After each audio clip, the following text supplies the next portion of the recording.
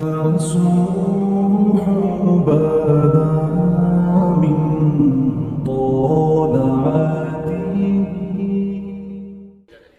سیدنا فاروق اعظم کی بات کرتا ہوں۔ ایسا نہیں کہ بندہ کچا ہے، نہ حضور نے فرمایا عمر کی زبان پر تو رب نے حق جاری فرما دی ہے۔ فاروق جو کہہ دیں اللہ اس کے مطابق قرآن نازل کر دیتا ہے۔ امام سیوطی نے ان آیات کی تفصیل لکھی ہے جو حضرت عمر کی رضا کے مطابق نازل ہو گئی، لیکن حضرت عمر کے سامنے ایک بی بی لائی گئی، اس نے زنا کیا، سیاستہ میں روایت۔ حضرت فاروق اعظم نے حد جاری کر دی، فرمایا لے جاؤ اسے سنسار کرو یا کوڑے مارو۔ صحابہ لے کے جا رہے ہیں، مولا علی شیر خدا آ گئے، کہاں لے کے جا رہے ہو؟ حضور اس پر حضرت عمر نے حد لگائی ہے، فرمایا عمر کو تم نے بتایا تھا کہ یہ تو بیچاری دیوانی ہے، یہ تو ذہنی طور پر کمزور ہے، یہ تو مجذوب ہے، اسے تو پتہ ہی کوئی نہیں، یہ بتایا تھا؟ حضور نہیں، فرمایا عمر نے پوچھا تھا؟ حضور نہیں، فرمایا چلو واپس چلو، حق قبول کریں۔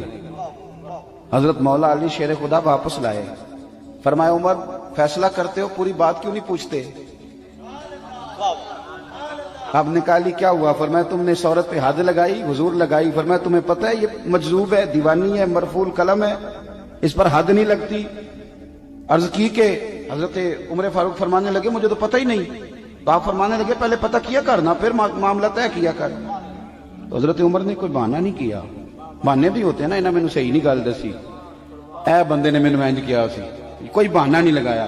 عمر نیچے اترے اور سجدے میں گر گئے، یا اللہ عمر کو معاف کر دے، یا اللہ عمر کو معاف کر دے۔ اور پھر چمکتے ہوئے جملے سیدنا فاروق اعظم کے فرمانے لگے لوگو آج اگر علی نہ ہوتا تو عمر ہلاک ہو جاتا، آج اگر علی نہ ہوتا تو عمر ہلاک ہو جاتا۔ بات کو سمجھیں، آپ قبول کریں، اگر آپ تک شکر کریں، حق اگر کسی تک آ گیا حق کو مانیں اور ڈٹنا سیکھیں اور حق بات کہنا سیکھیں۔ حضرت عمر فاروق رضی اللہ تعالیٰ عنہ کے زمانے میں بھی کچھ معاملات ایسے ہوئے۔ امام غزالی نے لکھا ہے کہ ایک نوجوان شراب چھپا کے نا اپنی چادر کی اوٹ میں تو حضرت عمر کے سامنے سے گزر رہا تھا، شراب چھپا کے۔ میں اکثر کہتا ہوں کہ آج بھی کوئی منع کرنے والا ہو تو لوگ منع ہونے کو تیار تو ہیں، پر ہم منع کرنے کو تیار نہیں ہوتے۔ اگر ہمارے کہنے پہ بڑی بڑی محفلیں ہو سکتی ہیں تو ہمارے کہنے پہ داڑھی بھی پوری ہو ہی سکتی ہے، لیکن ہم کہتے ہی نہیں، مزاج ہی نہیں، اس طرف لاتے ہی نہیں۔ ہمارے کہنے پر اگر بڑے بڑے چندے لوگ دے دیتے ہیں تو امید ہے نمازی بھی ہو ہی جائیں گے۔ توجہ دلانے کی، حضرت عمر کے زمانے میں بھی یہ مسئلہ ہوا۔ میری باتوں کی سمجھ آ رہی ہے سارے دوستوں؟ ایک نوجوان جا رہا ہے شراب چھپائے تو سیدنا فاروق اعظم نے تلوار نکالی ہوئی، یہ کیا ہے، کدھر جا رہے ہو؟ تو وہ کہنے لگا حضور وہ نا سرکہ ہے میرے پاس، اور اندر دعائیں مانگ رہا ہے، یا اللہ آج عمر سے بچا لے، آج کے بعد شراب نہیں پیوں گا۔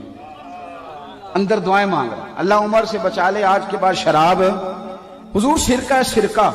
حضرت عمر کہنے لگے کھولنا ذرا، چادر کھولی تو بوتل میں واقعی سرکہ نکل آیا۔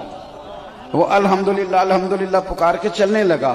ایک روایت میں نے ایسی بھی پڑھی کہ جب وہ جا رہا تھا تو حضرت عمر نے آواز دی، فرمانے لگے عمر سے ڈر کے توبہ کی ہے تو شراب کا سرکہ بنا ہے، اگر تو رب سے ڈر کے توبہ کرتا تو اللہ نے اس کو شہد بنا دینا تھا اور تیرے کام آ جاتا۔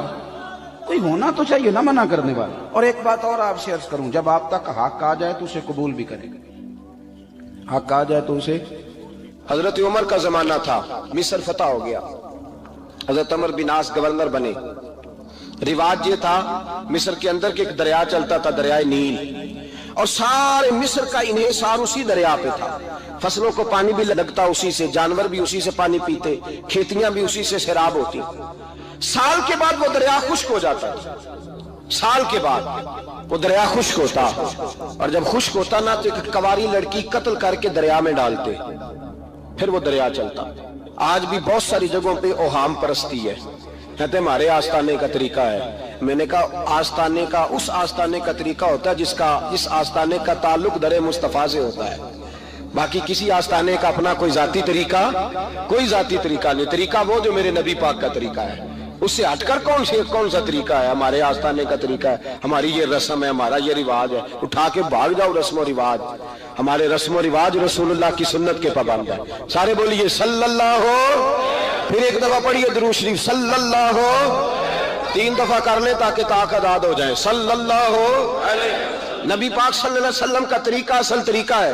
حضرت عمر فاروق کو جناب عمر بن عاص، اور کہتے ہیں کہ پکا طریقہ یہ تھا کہ جب تک لڑکی قتل کر کے ڈالتے نہیں تھے دریا چلتا نہیں تھا. حضرت عمر کو خط لکھا کہ حضور یہ معاملہ ہے، اور لوگ مجھے یہی کہتے ہیں. میں نے لوگوں کو سمجھایا ہے کہ اسلام ظلم کا حکم نہیں دیتا، ظلم کی اجازت نہیں دیتا، کیسے لڑکی قتل کی جائے. اب آپ بتائیں کیا کرنا ہے. حضرت عمر ایمان، یقین، استقامت، پہاڑ ہے یہ لوگ. حضرت عمر نے 2 خط لکھے، ایک حضرت عمر بن عاص کے نام، دوسرا دریائے نیل کے نام. 2 خط لکھے، ایک خط لکھا دریا کے نام، ایک خط لکھا عمر بن عاص گورنر کے نام. گورنر کے نام خط لکھا تو فرمایا جتنے یہودی ہیں، عیسائی ہیں، کمزور ایمان والے، سب کو دریائے نیل پہ لے جا، اور میرا یہ دوسرا خط دریا میں ڈال دے اور سب کے سامنے ڈالنا. کہتے ہیں یہ خط تو پڑھنا چاہے تو تجھے اجازت بھی ہے، سنیے اور سر دھنیے اور سوچئے کہ اصل کمزوری کہاں آئی ہے. رمضان کے سب سے پہلے جمعے میں سب سے اہم موضوع چھیڑا ہے، کمزوری اور نقص واقعہ کہاں ہوا ہے. حضرت سیدنا عمر بن خطاب رضی اللہ تعالیٰ عنہ نے دریا کو مخاطب کر کے لکھا، ہو دریا، اگر تو کہتا ہے نا کہ لڑکی قتل کر کے پھینکی جائے گی تو میں رسول اللہ کا ماننے والا ہوں، میں ظلم نہیں ہونے دوں گا. ہمیں تیرے پانی کی ضرورت ہی کوئی نہیں، تو بے شک پانی نہ دے. اور اگر تو اللہ کے حکم سے بہتا ہے، اگر تو اللہ کے حکم سے بہتا ہے تو پھر اللہ کا بندہ اور مصطفیٰ کا غلام عمر تجھے حکم دیتا ہے کہ فوراً بہنا شروع کر دے، فوراً منٹ نہ لگانا. حضرت سیدنا عمر بن عاص فرماتے ہیں لشکروں کے لشکر لے کے میں دریائے نیل پہ پہنچا، اور بھرے مجمع میں جناب عمر کا خط میں نے ڈالا تو دریا نے بہنا شروع کر دیا. فرماتے ہیں دریا بہنے لگا اور غیر مسلم کلمہ پڑھنا شروع ہو گئے. لوگ مجھے کہنے لگے کیا دکھایا ہے جو کلمہ پڑھ رہے ہیں؟ تو میں نے کہا دکھایا کچھ بھی نہیں، یہ حضرت عمر کے ایمان کی قوت کی برکت ہے کہ بہت سبحان اللہ. مصطفیٰ کے غلام حضرت سعد بن ابی وقاص قادسیہ کی جنگ کے لیے نکلے، رستے میں دریائے نیل آ گیا. حضرت سیدنا سعد بن ابی وقاص اب کہاں سفر طے کر کے آئے، کہتے ہیں پتہ ہی نہیں تھا کہ دریا آ جائے گا. اب دور دور تک پل کوئی نہیں. صحابہ کہتے ہیں دشمن للکار رہا، حضرت سعد بن ابی وقاص دریا کنارے کھڑے ہوئے، ایمان، یقین اور استقامت، ڈٹ گئے. کہنے لگے او دریا، اگر تو حضرت موسیٰ کی نافرمان قوم کو رستہ دے سکتا ہے، محمد عربی کے وفادار نوکر ہیں، ہم تو رسول اللہ کے ماننے والے ہیں. دشت تو دشت ہے، دریا بھی نہ چھوڑے ہم نے، بحر ظلمات میں دوڑا دیے گھوڑے ہم نے. فرمایا چھوڑ رستہ. صحابہ کہتے ہیں اس وقت ہم نے نعرے لگائے جب دریا نے رستہ ہی چھوڑ دیا. کہتے ہیں پھر اللہ رسول پر ہم ذکر کرنے لگے، درود پڑھنے لگے، دریا سے رستے بن گئے. فرماتے ہیں 10,000 کا لشکر گزر گیا. اس پار جب گیا نا تو حضرت سعد بن ابی وقاص نے پھر مجمع پہ نظر ڈالی. فرمایا کسی کی کچھ ہے تو نہیں رہ گئی پانی میں، کوئی دریا میں چیز تو نہیں رہ گئی. ایک صحابی کہنے لگے میرا مٹی کا پیالہ رہ گیا ہے. یار ذرا دیکھیے انداز دیکھیے، مٹی کا پیالہ. او یار چھوڑ پرا، مٹی کا پیالہ کیا ہوتا ہے؟ اب تو مٹی کے پیالے کی بات کرے گا، چھوڑ دے، کیا کرتا ہے؟ اس نے کہا پیالہ میرا رہ گیا ہے. تو حضرت سعد بن ابی وقاص کہنے لگے کیوں ہمارا پیالہ رہ جائے، ہم رسول اللہ کے نوکر ہیں. ایمان، یقین اور استقامت کی دولت. پھر دریا کی طرف دیکھا، کہنے لگے چل یار ہمارا پیالہ بھی واپس کر دے. صحابہ کہتے ہیں دریا کی لہر آئی اور پیالہ بھی واپس کر گئی. اور میرے بھائی جب ایمان کی دولت، یقین کی دولت، اعتماد کی دولت. حضرت عمر فاروق رضی اللہ تعالی عنہ، حضرت سیدنا ابو موسیٰ اشعری کہتے ہیں کہ میں نے نا صفائی کی، مال غنیمت کی میں نے صفائی کی تو 1 دینار مجھے نا کہیں پڑا ہوا مل گیا. تو فرماتے ہمیں اجازت ہوتی تھی کہ 1 دینار ہم اپنی مرضی سے کہیں خرچ کر سکتے. اگر آپ ناراض نہ ہوں تو ہمارے ہاں جب چیئرمین صاحب، ناظم صاحب ٹھیکے دیتے ہیں تو ٹھیکیدار ان کا چھوٹا بھائی ہوتا ہے یا چچا کا بیٹا ہوتا ہے یا خالہ کا بیٹا ہوتا ہے. وہ خود ناظم ہوتے ہیں اور ان کا چھوٹا بھائی ٹھیکیدار ہوتا ہے. یعنی وہ نا سارا کچھ گھر کے اندر ہی رہتا ہے. گھر کے اندر ایک پیسہ دیتا ہے، دوسرا واپس اس کو واپس کر دیتا ہے، گھر کے اندر ہی. اب تو خیر ہمارے لوگ سمجھدار ہو گئے، ایک بندہ ایک سیاسی جماعت میں ہوتا ہے، دوسرا دوسری میں، اور تیسرا جس کی بھی حکومت آئی حکومت تو ہماری رہے گی نا، ایک بندہ تو ہے نا اس جماعت. یہ اچھا لوگوں نے ایک طریقہ نکالا ہے. تو حضرت عمر کے بیٹا گزر رہا تھا تو حضرت ابو موسیٰ اشعری کہتے ہیں میں نے صفائی کی تو 1 دینار نکلا. تو میں نے وہ 1 دینار نا حضرت عمر کے بیٹے کو دے دیا. میں نے کہا لو بیٹا اپنے چچا کی طرف سے تحفہ. اور گھر جا کے انہوں نے حضرت عمر کو بتایا کہ چچا نے پیسے دیے ہیں. چھوٹے بچے تھے. حضرت عمر نے حضرت ابو موسیٰ اشعری کو بلا لیا اور بلا کے فرمانے لگے میں تو تمہیں اپنا دوست جانتا تھا اور تو نے میری اولاد کو ہی دنیا دار بنانا شروع کر دیا. میرے بچوں کو ہی تم نے دنیا دار پیسوں پہ لگانا شروع کر دیا. میں تو تمہیں یار سمجھتا تھا. فرمایا تمہیں چاہیے تھا میرے بیٹے کو نصیحت کرتے کہ بیٹا پیسوں سے رب راضی نہیں ہوتا, اس کی رضا والے کام کیے جائیں تو رب راضی ہوتا ہے. اور فرمایا تمہیں کوئی اور گھر نہیں ملا تھا تباہ کرنے کے لیے, میرا ہی گھر ملا تھا. اٹھاؤ اپنا دینار اور خبردار آج کے بعد میرے بچوں کے ساتھ یہ والی نیکی نہ کرنا. اور ہمارا کیا سٹیٹس ہے, دوستی ہے یہ اس سے جو تحفے زیادہ دے, جو بچوں کو خراب کرنے میں مدد زیادہ کرے اس کے ساتھ یہ رہا. حضرت عمر نے گھر پہ اور سب سے بڑھ کر اپنی ذات پہ توجہ کی. حضرت ابو مالک رضی اللہ تعالیٰ عنہ کہتے ہیں میں عمر کے پیچھے پیچھے ایک باغ میں گیا, اکثر اس باغ میں جایا کرتے تھے. اور عمر جا کے نا تو درخت کے نیچے بیٹھ گئے اور فرمانے لگے او امیر المومنین اللہ سے ڈر جا, ورنہ جس رب نے حکومت دی ہے وہ عذاب بھی بڑا دے گا. ڈر جا رب سے. کبھی ساری زندگی حضرت عمر نے اپنا کوئی تعارف نہیں کرایا, کبھی نہیں. ایک بندے نے آپ کے سامنے تعریف کر دی آپ کی تو فرمانے لگے تو خود بھی ہلاک ہوا اور مجھے بھی ہلاک کر دیا. کیا ضرورت پڑی ہے میری تعریفیں کرنے کی, اتنی دیر میری تعریف میں لگائی. اللہ کا ذکر کرتا رب تجھے ثواب دیتا, حضور پہ درود پڑھتا تو رب تیرے اوپر رحمتیں نازل کرتا. کس چکر میں ہے؟ آج جتنا اچھی کوئی خوشامد کرے اتنی اچھی وزارت ملتی ہے, جتنی اچھی اس کو جو ہے وہ چاپلوسی کرنی آیا درجہ بھی اسے اتنا ہی اچھا ملتا ہے. حضرت عمر فاروق رضی اللہ تعالیٰ عنہ آپ کے بیٹے کہتے ہیں, صاحب فتوح الشام نے لکھا ہے, آپ کے صاحبزادے کہتے ہیں میں نکلا تو میرے ابا جی نا اپنی پشت پر مشکیزہ رکھ کے کنویں سے پانی بھر کے آ رہے تھے. میں دوڑ کے آگے گیا, میں نے کہا ابا جی مجھے دے دے. فرمانے لگے بیٹا تیرا کیا خیال ہے, کوئی اور نہیں تھا مشکیزہ بھر کے لانے کے لیے, تیرا کیا خیال ہے؟ کہا ابا جی بڑے لوگ تھے پر آپ کیوں اٹھا رہے ہیں؟ فرمانے لگے نفس نا ذرا میرا بڑا ہو گیا تھا, اسے ذرا ذلیل کر رہا ہوں, ذرا اپنا محاسبہ کر رہا ہوں. یہ مجھے کہہ رہا تھا تو بڑی چیز ہے, تو میں نا ابھی مشکیزہ گھر رکھ کے آؤں گا, پھر تیری ماں نے مجھے کہا ہے کہ گھر میں لکڑیاں کوئی نہیں جلانے کے لیے, پھر میں جنگل سے لکڑیاں کاٹ کے لاؤں گا. اب میں امیر المومنین بن کے نا تو میرا نفس تھوڑا بڑا ہو گیا. اب یقین کریں ہمارا آزما خراب ہو جاتا ہے جب تک ہمارا تعارف صحیح نہ ہو, ہمارا تعارف ٹھیک نہ ہو. میں یہ ہوتا ہوں, میں وہ ہوتا ہوں, چھوڑ مٹی دیں تے مٹی رہنا ہی, مٹی دیں تے مٹی دیں تے مٹی رہنا ہی. ایویں کادی بلے بلے اج مٹی دے اتے بندیا تے کل مٹی دے تھلے, مٹی دیں تے مٹی رہنا ہے. کادی بلے مجھے پوچھ لو, مجھے جان لو, میرا نام لے لو, میں بھی آیا ہوں, میں بھی ہوتا ہوں, میرا بھی یہ تذکرہ ہے. میں بدکار پرانا خادم کسے در ملی نہ ٹوئی, اے تے واصف یار نے نظر جو کی تھی تے واصف واصف ہی ہوئی. یہ تو بڑی بات کی بات ہے, تو بات کی بات ہے صاحب, ورنہ من نانم کے من نانم, جو ہم ہیں اس کا ہمیں پتہ تو ہے نا بھائی. کبھی بھی یہ جو ذات کا چکر ہے نا, میں بھی ہوں مجھے بھی, او بھائی یاد رکھو میں کون ہوں. یہ جو نام نمود اور یہ خواہشیں اور یہ جو وقار, یہ تو کمزور لوگوں کا طریقہ ہے. جس کو اپنا تعارف کرانا پڑ گیا اس سے بھی زیادہ کمزور کوئی ہے. فوٹو میں دکھاتا پھرتا ہے فلانے کے ساتھ فوٹو, فلانے, تو کمزور بندے یہ کام کرتے. حضرت عمر فاروق اللہ اکبر, حضرت عمر جیسا بندہ 24 لاکھ مربع میل کا حکمران, اور شاہ روم کو خط لکھ کے کہتا ہے میں منت نہیں کرتا میں حکم دیتا ہوں. اتنا تگڑا بندہ. جنگ قادسیہ کے لیے حضرت سعد بن ابی وقاص کو بھیجا, فتوح الشام پڑھ کے دیکھیں. حضرت عمر بڑے پریشان ہیں, اتنے دن ہو گئے کوئی رپورٹ ہی نہیں آئی. اب تو موبائل ہے نا, تو ایک ایک منٹ کی رپورٹ لیں آپ, بلکہ آپ ایک ایک منٹ کی فوٹو لیں, آپ رپورٹ تو دور رہ گئی.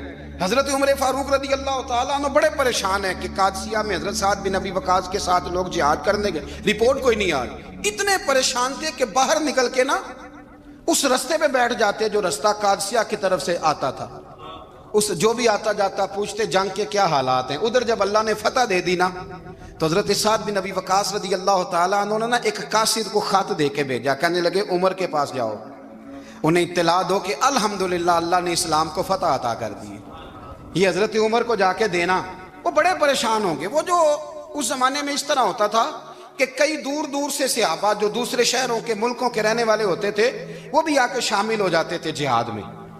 کوئی ایک دفعہ مدینے آیا، کوئی 2 دفعہ آیا، پھر اپنے اپنے علاقوں میں بہت سارے لوگوں نے زیادہ دفعہ حضرت عمر کو دیکھا بھی نہیں تھا۔ وہ جو قاصد خط لے کے آیا تھا نا، اس نے 1 دفعہ دیکھا تھا، حضرت عمر بوڑھے ہو گئے، وہ پہچانتا نہیں تھا۔ میری بات کی سمجھ آ رہی ہے آپ حضرات کو؟ ادھر سے وہ خط لے کے آ گیا، حضرت عمر مدینے سے باہر نکل کے اس روڈ پہ بیٹھے تھے جو قادسیہ سے آتا تھا۔ جب اس آدمی کو آتے دیکھا تو حضرت عمر اٹھ کے کھڑے ہو گئے، فرمانے لگے قادسیہ سے آ رہے ہو؟ وہ کیا کہتا ہے؟ پھٹے پرانے کپڑے، ٹوٹے ہوئے جوتے، سر پہ پرانی پگڑی، کہنے لگے غلام مدینے کے رہنے والے ہو؟ حضرت عمر کہنے لگے ہاں مدینے کا ہوں۔ کہا میں قادسیہ سے آیا ہوں، الحمدللہ اللہ نے اسلام کو فتح دے دی ہے، الحمدللہ کفر کی کمر ٹوٹ گئی ہے۔ اس نے یہ بات کر کے تو گھوڑے کو ایڑی لگائی، گھوڑا دوڑنے لگا مدینے کے، حضرت عمر بھی ساتھ ساتھ دوڑ رہے۔ فرمانے لگے اچھا بتاؤ خالد بن ولید کا کیا حال ہے؟ تھوڑا آگے جا کے فرمانے لگے اسامہ بن زید کیسے ہے؟ وہ کہتے ہیں ٹھیک ہے۔ پھر اس نے اور گھوڑا، عمر ساتھ ساتھ دوڑ رہے ہیں، ساتھ ساتھ 24 لاکھ مربع میل کا حکمران، ایک جوتا پیر سے نکل گیا، عمر دوڑ رہے ہیں۔ آگے جا کے پوچھتے ہیں سعد بن ابی وقاص کا کیا حال ہے؟ کہ حضور وہ بھی ٹھیک ہے۔ کتنے لوگ میرے شہید ہو گئے مسلمانوں میں سے؟ کہنے لگا صحیح گنتی کا نہیں پتا، یہ لفظ ادا ہوتے ہوتے مدینے کی سرحد آ گئی۔ لوگوں نے عمر کو گھوڑے کے ساتھ دوڑتے دیکھا تو کہا امیر المومنین کیوں دوڑ رہے ہیں؟ وہ غلام چھلانگ لگا کے نیچے آیا، قدموں میں بیٹھ گیا، کہنے لگا حضور آپ نے بتایا ہی نہیں آپ امیر المومنین ہیں۔ آپ فرمانے لگے کیا بتاتا؟ میں تو اونٹ چرانے والے کا پتر ہوں، کیا بتاتا؟ وہ عمر ہوں جس نے اپنے گناہوں کا حساب دینا ہے، کیا بتاتا؟ جو سعد بن ابی وقاص کو جہاد پہ بھیج کے خود بزدلوں کی طرح گھر میں بیٹھا ہے، کیا بتاتا؟ کوئی حیثیت نہیں، کوئی تار۔ تو نے اچھا کیا، تو مجاہد تھا، مجھے ساتھ ساتھ دوڑایا، تو نے اچھا کیا۔ جتنے لوگ تھے چیخے مار کے رونے لگے۔ حضرت فاروق اعظم سے کہنے لگے عمر جب تک تیرے جلوے رہیں گے اللہ کامیابیاں ہی عطا فرمائے گا، جب تک تیرا رنگ رہے گا اللہ تعالیٰ نوازتا ہی رہے گا۔ کچھ نہیں، کبھی اپنا آپ ظاہر ہی نہیں کیا۔ بہت بڑے تھے، بہت بڑے تھے حضرت عمر، بڑے تھے، لیکن ساری زندگی اپنے محاذ۔ حضرت ابو رافع غلام تھے، قرآن پاک بڑا سونا پڑھتے تھے۔ حضرت عمر جب بھی انہیں ملتے کہتے ابو رافع تو عمر سے اچھا ہے، قرآن بڑا شاندار پڑھتا ہے۔ تو وہ کہتے حضور اگر میں قرآن صحیح پڑھتا ہوں تو آپ کو قرآن کی تشریح زیادہ صحیح آتی ہے، آپ بھی تو مجھ سے افضل ہیں۔ تو آپ فرماتے نہیں پھر بھی تو مجھ سے افضل ہے۔ کیوں؟ اس لیے کہ تو اپنے غلام اپنے آقا کی نوکری بھی ٹھیک کرتا ہے اور رب کی عبادت بھی ٹھیک کرتا ہے، اور مجھے خالص صرف عبادت کرنی ہوتی ہے، وہ بھی ٹھیک نہیں کر پاتا۔ ساری زندگی اپنا محاسبہ، ساری زندگی اپنے گریبان میں دیکھا، ساری زندگی اپنے آپ کو پرکھا، اپنے آپ کو ٹٹولا۔ 62 سال عمر بیت گئی۔ حضرت حذیفہ بن یمان ایک صحابی تھے، میرے نبی کریم علیہ السلام نہ ان سے راز کی باتیں کرتے تھے۔ ہر بندے کا ہاضمہ ٹھیک نہیں ہوتا، سب سے راز کی بات نہیں کرنی چاہیے۔ حضرت حذیفہ بن یمان کہتے ہیں حضور راز کی باتیں بتاتے۔ مدینہ منورہ میں جو منافقین تھے ان کی لسٹ بھی نبی پاک نے حضرت حذیفہ بن یمان کو دی تھی۔ جب کوئی مشکوک آدمی مر جاتا نا تو صحابہ کہتے ہیں ہم دیکھتے اگر حضرت حذیفہ نے جنازہ پڑھا ہے تو ہم بھی جنازہ پڑھ لیتے۔ نبی پاک نے بھی کچھ جنازے نہیں پڑھے، ترمذی میں ہے، فرمایا عثمان سے جو بغض رکھے اس کا جنازہ نہیں پڑھیں گے۔ حضرت حذیفہ بن یمان اگر جنازہ پڑھتے تو لوگ پڑھتے، وہ نہ پڑھتے تو لوگ جنازہ نہ پڑھتے۔ حضرت حذیفہ بن یمان کہتے ہیں جناب عمر فاروق کی خلافت کے آخری ایام تھے، کچھ دنوں کے بعد وہ شہید ہو گئے۔ فرماتے آدھی رات کا وقت تھا، میں گھر میں سویا تھا بڑا بے فکر، اچانک میرے دروازے پہ دستک ہوئی، میں گھبرا کے اٹھا، اتنی رات کو کون آیا؟ کہتے ہیں قربان جاؤں، دروازے پہ گیا تو امیر المومنین فاروق اعظم دروازے پہ۔ میں نے کہا عمر کوئی حکم تھا تو مجھے بلا لیتے۔ کہنے لگے میں نا امیر بن کے نہیں آیا، تیرا ویر بن کے آیا ہوں۔ امیر المومنین کی حیثیت سے سرکاری کام سے بلاتا تو وہاں بلاتا، مجھے ایک ذاتی کام پڑ گیا۔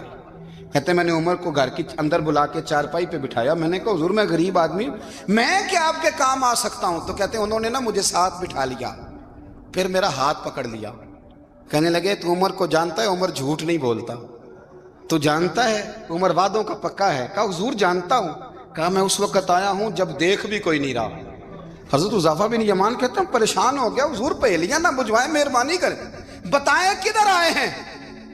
تو حضرت عمر فاروق فرمانے لگے 62 سال کا ہو گیا ہوں، 63वां चल रहा है, दाढ़ी सफेद हो गई है, अल पक गया, उठ फरीदा सुत्या, दाढ़ी आ गई पूर, अग्गा नेड़े आ गया, पिछा रह गया दूर। अब ना अब कब्र अशर का मामला साफ नजर आने लगा है। कहा हुजूर मुझसे क्या चाहते हैं? हजरत उमर रो पड़े, कहने लगे आज मैं इशा के बाद निकला हूं तो नबी पाक के सहाबा मुझे नेक कह रहे थे, फिर मैंने बच्चों की माँ से और बच्चों से भी पूछा है, वो भी मुझसे राजी हैं, पर हुज़ाफा तेरे साथ नबी पाक राज की बातें करते थे, सच बता कहीं उमर का नाम मुनाफिकों में शामिल तो नहीं? सच बताओ, उन मुनाफिकीन में तो शामिल नहीं, कहीं ऊपर ऊपर से तो नहीं सारा कुछ? हजरत हुज़ाफा बिन यमान कहते हैं मैं बाप के मरने पे इतना नहीं रोया जितना उमर के सवाल पे रोया। मैं कदमों में बैठ गया, मैंने कहा नहीं उमर ये तो मैंने नहीं सुना, लेकिन ये मैंने नबी पाक से ज़रूर सुना है कि मेरे बाद अगर कोई नबी होता तो उमर इब्ने खत्ताब होता। ये मैंने अपने कानों से सुना है कि उमर जिस गली से गुजरे शैतान रास्ता बदल जाता है। ये मैंने अपने कानों से सुना है कि 950 साल हजरत जिब्रील जनाब उमर की शान बयान करें तो फिर भी बयान नहीं हो सकता। ये मैंने ज़रूर सुना। दोस्तों सारी ज़िंदगी हजरत उमर ने अगर दूसरों का मुहासबा किया तो अपना और अपने बच्चों का भी कड़ा ख्याल रखा, अपनी ज़ात पर बड़ी तवज्जो दी। जो लोग अपना भूल जाते ना, हमें अपनी सेहत का बड़ा ख्याल है लेकिन अपनी रूहानी ज़िंदगी का कोई ख्याल नहीं है, कल्बी ज़िंदगी का कोई तसव्वुर नहीं है। आप यकीन करें मोटा आदमी कमज़ोर होने के लिए जद्दोजहद कर रहा है, कमज़ोर ताकतवर होने के लिए, लेकिन जिसको कितने दिन बीत गए अल्लाह रसूल की याद में रोया ही नहीं, कितने दिन बीत गए ना सुनने को दिल ही नहीं चाहा, जिसे महीनों बीत गए और कुरान पाक की तरफ नजर ही नहीं गई, वो फिक्रमंद ही नहीं। जिंदगी जिंदा दिली का नाम है, मुर्दा दिल क्या खाक जिया करते हैं। भाई हजरत उमर की जिंदगी दौरे हाजिर में हमें यह सबक देती है कि कड़ी निगरानी रखो अपने पौधों की, कड़ा ख्याल रखो अपने जाती बाग का, और ये जो तुम्हारे दिल की दुनिया है ये तुम्हारी रूह की जिंदगी है, इसका मुहासबा करते रहो।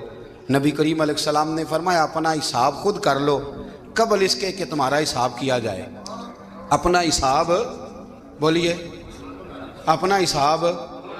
हम सारी दुनिया का हिसाब करते फिरते हैं, कोई कहाँ से कमाता है कहाँ खाता है, पर अपना हिसाब हुजूर ने फरमाया हिसाब कर लो कबल इससे कि तुम्हारा हिसाब। मौला अली फरमाते हैं नमाज पढ़ लो कबल इसके कि तुम्हारी नमाज पढ़ी जाए। ये बड़ा अजीब मामला है कि हम जितने लोग हैं हमारा मियार ये है कि सामने वाला गलत है और मैं ठीक, यानी दूसरे का बच्चा गली में नजर आ जाए तो उसकी गलतियां निकलनी शुरू हो जाएंगी, और मेरा बच्चा सारा शहर घूम आए एक टायर पे मोटरसाइकिल पे, तो हम कहते हैं कि अभी बच्चा है, इंशाल्लाह सियाना हो जाएगा। अगर अब्बा जी आज तक सियाने नहीं हुए किसको समझा लें, तो फिर बेटे का सियाना होना तो हो सकता है कि वो 60-70 साल लग ही जाएं। घर के अंदर जब तक तवज्जो नहीं होती, और सबसे पहले जब तक अपनी जात पर तवज्जो नहीं होती, तो वालिद का जब तक किरदार बच्चे नहीं देखते, किरदार बच्चे नहीं देखते जब तक, उतनी देर तक उनका तब्दील होना मुमकिन नहीं होता। हजरत उमर फारूक रदी अल्लाह ताला अन्हु ना बाहर वालों का भी बड़ा सख्त हिसाब करते थे। बड़ा एक गवर्नर साहब ने लिबास बड़ा शानदार पहनना शुरू कर दिया था, तो हजरत उमर ने उतरवा के ना तो उन्हें टाट का लिबास पहना के तो ऊंट चराने की ड्यूटी दे दी थी। इतना सख्त एहतसाब करते। कसाई की दुकान पर भी 1-2 घंटे खड़े होते थे। जो आदमी मुसलसल 2 दिन गोश्त खरीदता था ना, फरमाते थे इसका टैक्स बढ़ा दो, लोगों को दाल नहीं मिल रही और ये रोज गोश्त खाता है। हजरत फारूक आजम उसको जजिया कहा जाता था, या कुछ और मामलात होते तो बढ़ा देते थे। मुसलसल जो 2 दिन आदमी गोश्त खाता था, फरमाते थे मदीने में गुर्बत है, अगर ये वाला निजाम तुम करोगे तो गरीब लोग किसकी तरफ देखेंगे। लेकिन उससे ज्यादा बढ़कर जो उनकी जिंदगी का म्यार और स्टेटस था वो ये था कि अपने घर का खास ख्याल रखते, खास तवज्जो करते। मुल्क शाम से और ईरान से कुछ लोग आपकी खिदमत में आए, तो वहाँ से कुछ कनीज़ें भी आईं, उनके बादशाह पैगाम लेके। शाह ईरान की कनीज़ को मलका ने कहा कि ना हज़रत उमर की ज़ौजा को देख के आना ज़रा किस तरह की है। हमारे मुल्क में क्या कहते हैं, खतून अव्वल जी, खतून, बाकी सारे दो में खतून अव्वल। ज़रा खतून अव्वल को देख के आना। تو وہ جب آئی نا گھر میں ملنے تو کہا کہ مجھے میری ملکہ نے کہا تھا کہ عمر کی زوجہ سے اہلیہ سے ملاقات کر کے آنا. تو حضرت عمر کی اہلیہ نے نا ایک جوڑا کپڑوں کا دے دیا ملکہ کے لیے اور ایک خوشبو کی شیشی دے دی.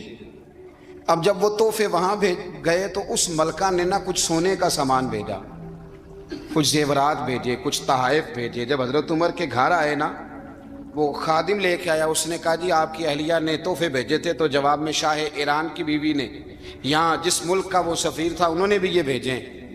تو حضرت عمر فاروق نا وہ تحفے لے کے گھر گئے تو جا کے کہنے لگے اپنی اہلیہ سے, یہ تو کب سے تحفے تحائف بھیجنے لگ گئی ہے, یہ کب سے نظام شروع ہو گیا؟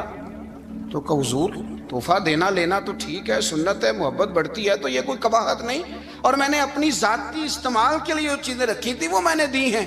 تو حضرت عمر فاروق رضی اللہ تعالیٰ عنہ فرمانے لگے ہم نے کسی ملک کے ساتھ اور اس کے بادشاہ کے ساتھ ذاتی تعلق نہیں بنانا, تعلق جو بھی بنے گا رسول اللہ کے دین کی برکت سے بنے گا. ذاتی رشتے نہیں ہم نے قائم کرنے. ذاتی آپ کے ملک کی جو ایئر لائن جس کا ہر سال خسارے کا ڈنڈورا پیٹا جاتا ہے نا, وہ ہمارے بادشاہ صاحب اور صدر صاحب اگر غیر ملکیوں کو گھوڑا کبھی بھیجنا ہو نا, گھوڑا, تو پورا ایک جہاز گھوڑا لے کے تحفے میں جاتا ہے, پورا جہاز. غریب قوم کا یہ سرمایہ, اور قوم بڑی بادشاہ ہے, لائنوں میں لگ کے ووٹ دیتی ہے.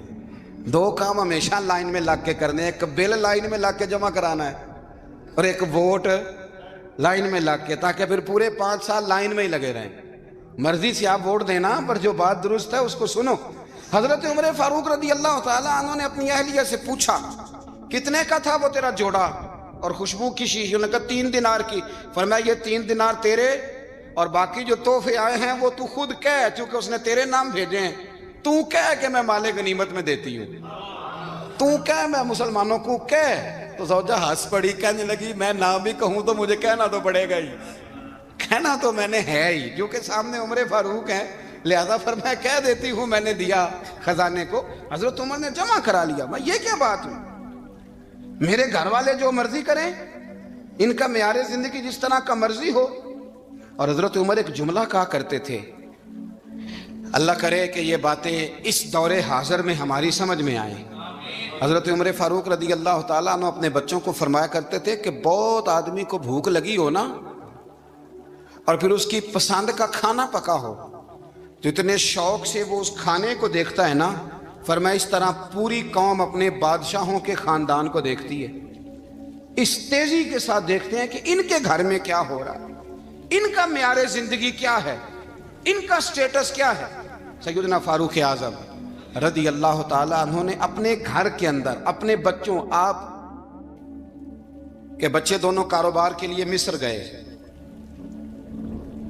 تو وہاں کے گورنر صاحب نے لوگوں سے, ایک بہت بڑا قافلہ گیا مدینے سے مصر تجارت کے لیے, جاتے ہیں نا آج بھی قافلے کئی ملکوں میں, تو یہ گئے تجارت کے لیے. تو حضرت عبداللہ ابن عمر, حضرت عبید اللہ ابن عمر, حضرت عمر کے دونوں بیٹے گئے. جناب عمر فاروق کے بچے جب وہاں پہنچے تو مصر کے گورنر نے نا لوگوں کو تعارف کرایا کہ یہ عمر فاروق کے بیٹے ہیں, یہ حضرت یہ چودھری کے بیٹے کو کون بتاتا ہے کہ تو چودھری کا بیٹا ہے؟ باہر والے بتاتے ہیں, گھر والے جی. اور سیٹھ صاحب کے بیٹے کو کون بتاتا ہے کہ تو سیٹھ صاحب کا بیٹا ہے؟ اور مالک کو کون بتاتا ہے کہ تو مالک کا بیٹا ہے اور یہ کرایہ دار ہے؟ یہ کون بتاتا ہے؟ یہ سوچ ہم دیتے ہیں بچوں کو. چودھری اور کمی کی سوچ, امیر اور غریب کی سوچ, مالک اور کرایہ دار کی سوچ, گھر کے مالک کی اور کام کرنے والے کی سوچ, یہ ہم دیتے ہیں. یاد رکھنا, یہ ہم دیتے ہیں, یہ ہمارا مزاج ہے, یہ باہر سے نہیں آتی. تو کوئی شہزادہ ہے, تو سیٹھ ہے, تو نواب ہے, یہ سوچ باہر سے نہیں آتی. یہ اماں سوچ دیتی ہے, اماں, یہ ابا سوچ دیتا ہے. اور پھر جب تباہی اترتی ہے تو اس کے ذمہ دار بھی باہر والے نہیں ہوتے, گھر والے ہوتے ہیں, گھر والے. ہمارے بچوں کی طبیعتوں پر زیادہ نقش باہر والوں کا نہیں ہوتا, گھر والوں کا ہوتا ہے. یاد رکھیے گا.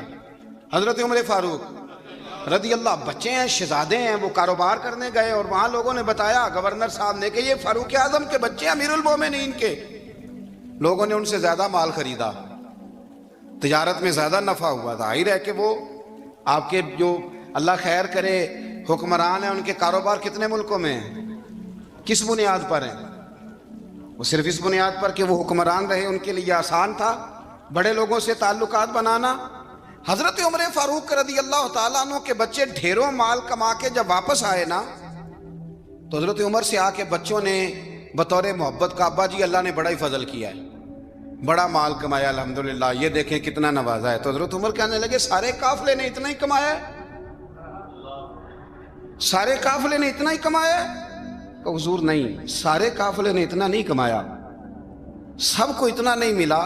वो तो वहां गवर्नर साहब ने लोगों को तारुफ कराया था कि ये उमर के बच्चे हैं, तो लोगों ने फिर हमसे बड़ा ही खरीदा। तो हजरत उमर फरमाने लगे ठीक हो गया, मैं बात समझ गया, इस तरह करो, जो तुम्हारी असल जर थी ना, जो राज थी, वो रख लो और बाकी सारा माल माले खजाना में जमा करा दो, इसलिए कि ये तुमने तजारत नहीं की, ये तुमने अपने बाप का नाम बेचा है, ये तुमने अमीरुल मोमिनीन के बेटे होने का फायदा उठाया है। फरमाया ये तुम्हारा नहीं हक, ये मुसलमानों का है, इसलिए कि ये माल तुमने मेहनत से नहीं कमाया, ये बाप की कुर्सी का फायदा उठाया है। और फरमाया अगर तुमने माल जमा ना कराया तो मैं माल भी ले लूंगा जबरदस्ती और कोड़े भी मारूंगा, डबल सजा दूंगा, मर्जी से जमा कराओगे तो कोड़ों से बच जाओगे। बड़े बेटे ने तो जमा करा दिया, तो छोटा थोड़ा परेशान हुआ। तो हज़रत अब्दुल्ला इब्न उमर छोटे का माथा चूम के कहने लगे बेटे चुप करके जमा करा, यहां भी फख्र करके हम उमर के बेटे हैं और कयामत में भी फख्र करेंगे कि हम फारूक आजम के बेटे हैं। हजरत उमर फारूक रदी अल्लाह ताला अन्हु के बारे में इमाम इब्न जौजी ने लिखा है कि रात को ना घर के अंदर बैठे बैठे अचानक रो पड़े हजरत उमर। 62 साल उम्र है, खिलाफत के आखिरी अयाम चल रहे हैं, तो रो पड़े ऐसे ही घर में बिला वजह ही। आपकी अहलिया ने, जौजा ने बेटे को उठाया, फरमाया पता करो तुम्हारे बाप को क्या मसला है, कहीं कोई तकलीफ तो नहीं, दर्द तो नहीं, साहबजादे आए। अब्बा जी क्या बात है? फरमाया अम्मा को बुलाओ। सब लोग जमा हो गए, तो जनाब उमर फारूक रदी अल्लाह ताला अन्हु फरमाने लगे कि बैठो मेरे इर्द गिर्द। सब बैठ गए। तो फरमाने लगे आज जब मैं मस्जिद से निकला था तो मेरे नबी पाक के सच्चे सहाबा, सच्चे रसूल के सच्चे सहाबा, हुजूर के सच्चे गुलाम ये कह रहे थे कि उमर बड़ा ही अच्छा है, अदल वाला है, इंसाफ वाला है। तो अब्बा जी इसमें रोने वाली क्या बात है? तो फरमाने लगे डर ये लगता है कि बाहर तो मैं अच्छा था, कहीं घर में तो नहीं कोताहियां करता रहा। मेरी बात पे तवज्जो करना, कहीं घर में आप बातें सुन लें तो शायद जितनी मैं करता हूं दूसरा कार ही कोई ना सके, लेकिन जब अमल के रास्ते पे हम निकलते हैं तो वो मसदूद है, वो बंद है। अमल किसने करना है? आप कोई आयत पढ़ें तो यहां गलती निकालने वाले 20 लोग मिल जाएंगे, 20 लोग, लेकिन उस आयत पे अमल करने वाले कितने मिलेंगे? तो हजरत उमर फारूक रो रहे थे, कहने लगे कहीं तुम्हारे हुकूक तो नहीं पामाल करता रहा। तो आपकी अहलिया ने जब सुना तो वो कहने लगी उमर मुझे तो बड़ा पुराना शिकवा है, आपका जाहो जलाल इतना था मैं बात नहीं कर सकी। उमर तुमने सारा दिन मस्जिद में गुजार दिया और सारी रात निकाब ओढ़ के मदीने की गलियों में गुजार दी, मैं तो जिंदगी की कोई खुशी देख ही नहीं सकी। चाह तो मेरे अंदर भी थे ना कि मेरा शौहर कुछ घड़ियां बैठता, कहीं मुझे लेके जाता, तो मैं तो कुछ नहीं देखा, मुझे बड़ा शिकवा है। तो हज़रत उमर कहने लगे चल अल्लाह की रिजा के लिए माफ कर दे। भाई माफी बीवी से नहीं मांगी जा रही, माफी अपनी गलती की मांगी जा रही, ये समझ ले। बीवी के लिए तो खामद का बहुत बड़ा मकाम है ना, लेकिन यहां गलती किस बात की है? अपनी कमजोरी पर गलती का इतराफ करके माजरत का सवाल किया जा रहा है। तो हजरत उमर कहने लगे माफ कर दे। तो अहलिया कहने लगी मैं नहीं माफ करती, मेरी शर्त पूरी करें। फरमाया वो क्या? फरमाने लगी क़यामत में जब अल्लाह आपके लिए जन्नत का हुक्म देगा तो आप मेरी सिफारिश करेंगे अल्लाह की बारगाह में? सिफारिश करेंगे या अल्लाह मुझे कपड़े धो के देती थी, मेरी इज्जत की हिफाजत करती थी, मेरे बिस्तर को पाक रखती थी, कहेंगे? तो हज़रत उमर फरमाने लगे तेरे साथ वादा रहा, रब ने अगर उमर को अपने फजल, अपने करम और अपने महबूब के सदके जन्नत दी तो उमर तेरे बगैर जन्नत में नहीं जाएगा। अमल का रास्ता, अमल का रास्ता। देखे ना, 2 दफा उस्ताद बात करता है, 2 दफा,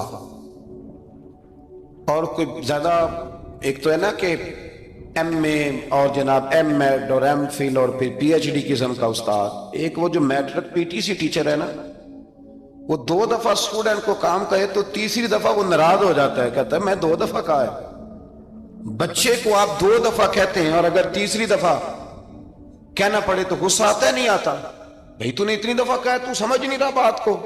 और अगर अल्लाह करीम कुरान मजीद में सैकड़ों दफा कहे नमाज पढ़ो, सैकड़ों दफा, اور یہ بہانے کر رہا ہے, یہ بھی پروگرام بنا رہا ہے. پھر کہتا ہے میں بے چین رہتا ہوں, میں بے قرار رہتا ہوں. عمل کا رستہ اس کو اختیار کریں, آپ سکون میں رہیں گے. بد عمل آدمی اور بے عمل آدمی یہ ہمیشہ پریشان رہتے ہیں. ہمیشہ عمل کریں, توبہ کریں تو پھر بدل جائیں, پھر تبدیلی آئے. اور یہ کوئی مشکل کام نہیں, جو بدلنے والے تھے وہ بدل گئے. بڑا کچھ کرتے تھے پر پھر وہ لوگ بدل گئے. حضرت فضالہ رضی اللہ تعالیٰ عنہ کہتے ہیں کہ میں بڑا دل دادا تھا عورتوں کا,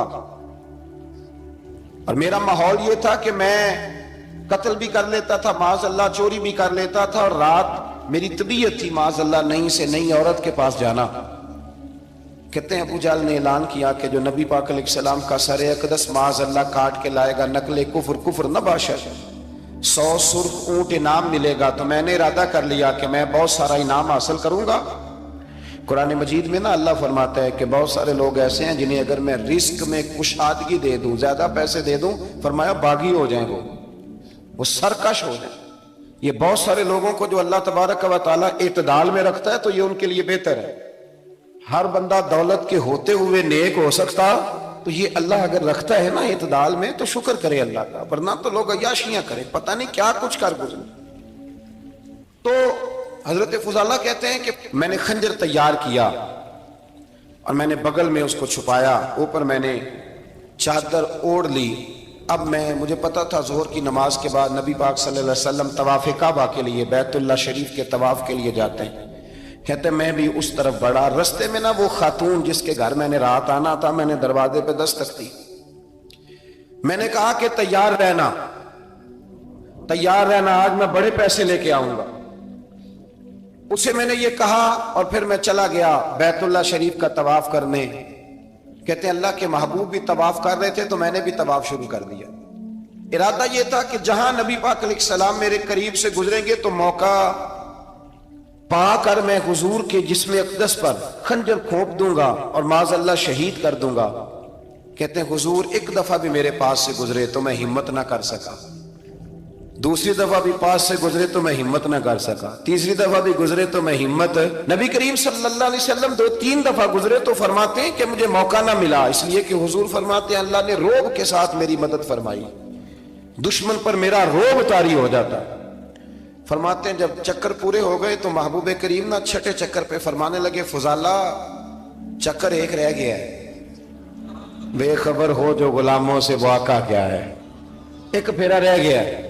کہتے ہیں طواف مکمل ہو گیا تو محبوب میرے قریب آئے, فرمایا وہ کام کرتے کیوں نہیں جس کے لیے آئے تھے.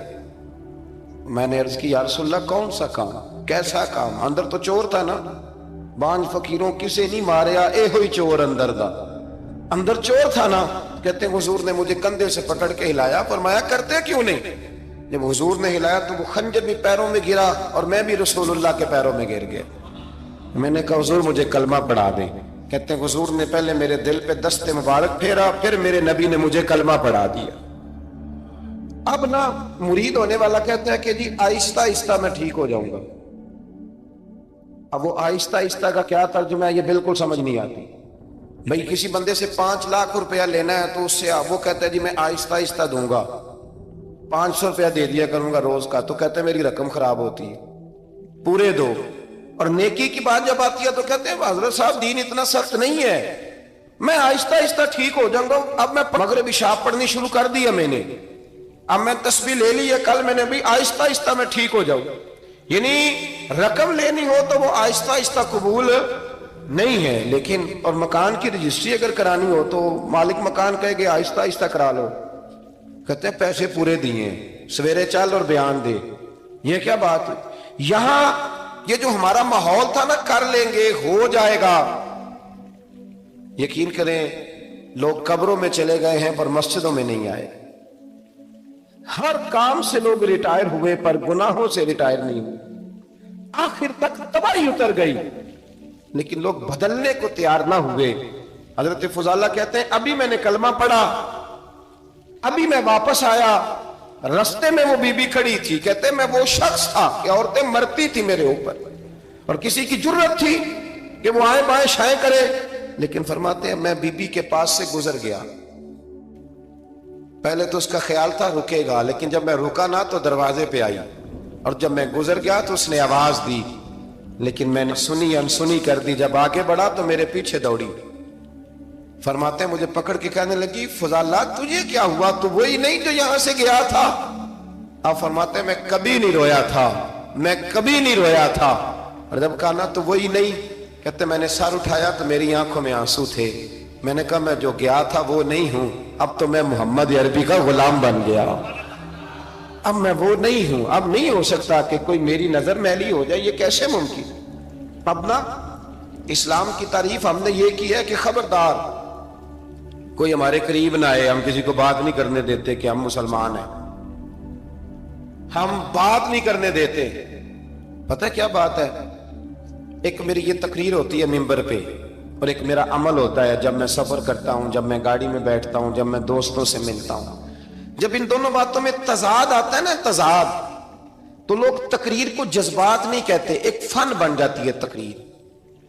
آپ کو پتہ ہے نا وائزین نعت خواں کہتے ہیں میں نے محفل لوٹ لی، پھر لوگ شمار کرتے ہیں کتنے لوگوں نے سبحان اللہ کہی، پھر لوگ شمار کرتے ہیں کہ آج 5 بندے روئے بھی تھے جب میں تقریر کر رہا تھا۔ تو پھر یہ فن ہے، یہ جذبات کا اظہار۔